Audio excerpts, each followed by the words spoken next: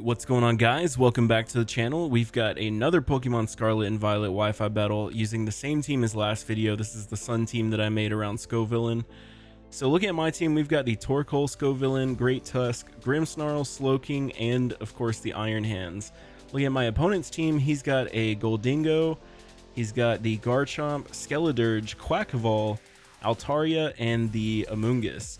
So before this video gets started, I just have to tell you guys that unfortunately there were some hiccups when I recorded this video.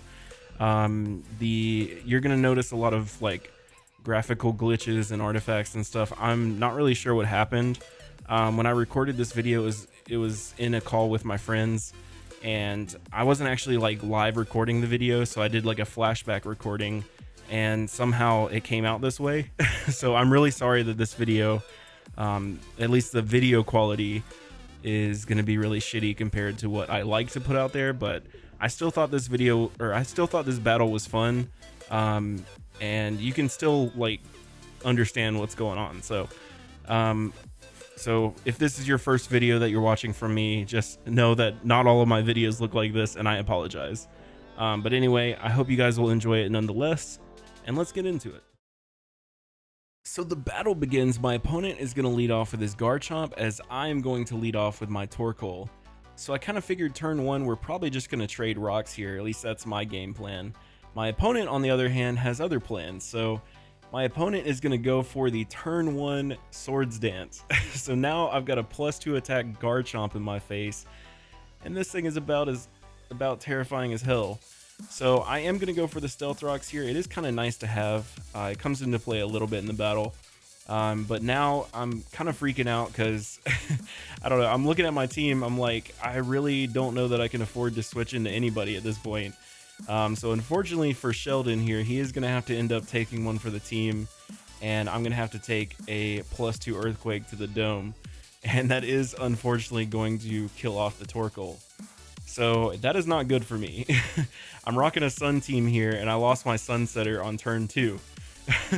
So now I'm going to bring out the Grimmsnarl, because it's my only hope of dealing with this Garchomp by setting up screens and having some sort of defensive resistance here. My opponent actually makes a weird play. He actually swaps out. I feel like a +2 Earthquake, even with the Reflect, would still hurt from a Garchomp. But anyway, he's going to bring out the Goldingo. Goldingo is a cool mon. It's actually, fun fact, number 1000 in the Pokédex, and it's got a lot of personality in the game. I like this mon a lot. So I'm just going to set up my light screen here, as my opponent is going to go for Goldingo's signature move, Make It Rain. I cannot believe they named a move Make It Rain. Essentially, it's kind of like a steel type Leaf Storm, in that every time you use it, it lowers your special attack. So now he's at -1 special attack, so this thing isn't really that threatening. So I'm going to bring out Harvey Dent in the Sun, and he's going to go for another Make It Rain, which I resist. So that does no damage at all. And now my opponent's at -2 special attack. So I'm going to go ahead and, or actually my opponent is going to Terra Ghost. I'm really surprised that my opponent stayed in here. I kind of question that. But he's going to Terra Ghost, and I believe he goes for the Shadow Ball. And I believe that this turn okay, no, I don't Terra yet. So I actually go for Growth, and in the Sun, Growth gives you a +2 attack and +2 special attack boost. Without the Sun, it would have been a +1 in each stat. So yeah, my opponent Terras, goes for the Shadow Ball, but he's at -2, so Harvey Dent is going to take that like it's nothing. He does get the special defense drop, but that honestly, that really doesn't matter. So I'm going to go ahead and Terra myself. And as you guys know, I am Terra Fire on my Scovillain here, so Flamethrower in the Sun plus the Terra plus Stab. This Goldingo does not stand a ghost of a chance. And even with this not being super effective anymore, because he Terra'd as well, it's still going to absolutely nuke the fuck out of this Goldingo. So thankfully I don't have to worry about that thing. That thing is actually pretty competitively viable. It's really strong, and its ability is like god tier. You can actually use its ability to block things like defog and stuff. It's actually fucking insane. So anyway, my opponent is now going to, let's see, I can't remember what he brings in. He brings out the Quackval. So I guess my opponent thought he would outspeed me, but Harvey Dent has the Chlorophyll ability. So in the Sun, my speed is doubled, and I am actually able to outspeed this thing and go for a solar beam, and that is going to one-shot the duck. So the duck goes down, and I believe my opponent now brings out the Garchomp once again, because this thing, as if it wasn't threatening already, he's going to bring it in again. So unfortunately for me, my sun is going to go away, and he is going to be able to outspeed me here. And he goes for the Earthquake, and that is unfortunately going to take out the Scovillain, but Scovillain actually did a pretty damn good job here getting rid of the Goldingo. So it saddens me to see Scovillain go. It's one of my favorite mons of Gen 9, but it had to be done. So here, I'm just going to bring out my Slowking and good old Gilbert here. I was kind of looking at his team, and I just felt like the Ice Beam, it hits most of his team super effectively, actually. So I figured even if he brings out like Skeledirge, it would still do a lot. I am choice specs on this Slowking, so regardless of what he does, it's going to hurt. But he actually leaves his Garchomp in to die. So thankfully I got rid of that damn thing.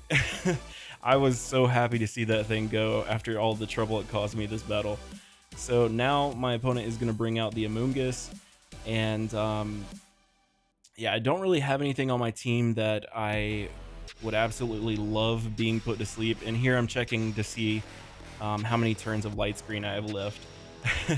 But yeah, looking at my team, I really don't want anybody put to sleep. So I figured if anybody's going to have to be put to sleep, it's going to have to be my Slowking, because I do have the Regenerator ability, so I can swap out and get my HP back. So it's not really like the end of the world if I get put to sleep. I mean, it does suck, but it's whatever. So I decided to actually stay in here, because obviously when you're playing against passerbys, you don't know like what rules they're playing by. Most of them don't play by Smogon rules. So I didn't want to swap and have another teammate get put to sleep. So I actually decided to stay in here and burn a turn of sleep. And yeah, I figured, I guess now is the best time to go ahead and swap and bring out Norman Osborn once again. And I'm gonna go ahead and try to taunt this thing, because like I said, you never know when you're playing passerbys if they play by the same rules. My opponent actually predicted the swap, which was a decent play by them. Unfortunately, it actually kind of works out in my favor, because I like quad resist the foul play here. So I am going to go for the taunt, so I don't want any more of the Spore shenanigans, as my opponent is just going to kill me off with a Sludge Bomb. But that's fine.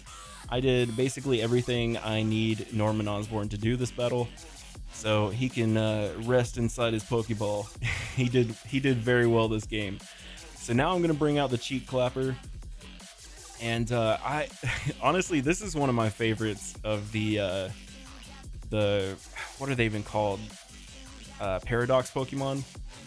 So this is actually a Swords Dance set. In my first video, I think I was using a Belly Drum set. So this is actually a different set. So my opponent is going to go for the Sludge Bomb again. It does an okay amount of damage for an Amoonguss, I guess. And of course, I resist the foul play. I don't think the foul play would do too much. So he's just going to keep going for the Sludge Bomb, and he actually does get the poison, which is kind of annoying, because in Pokemon games, like all the effects popping off every turn, it just makes the turns go by so damn slow. So I do go for the Ice Beam, or not Ice Beam, wow. I go for the Ice Punch, and that is going to kill off the Amoonguss.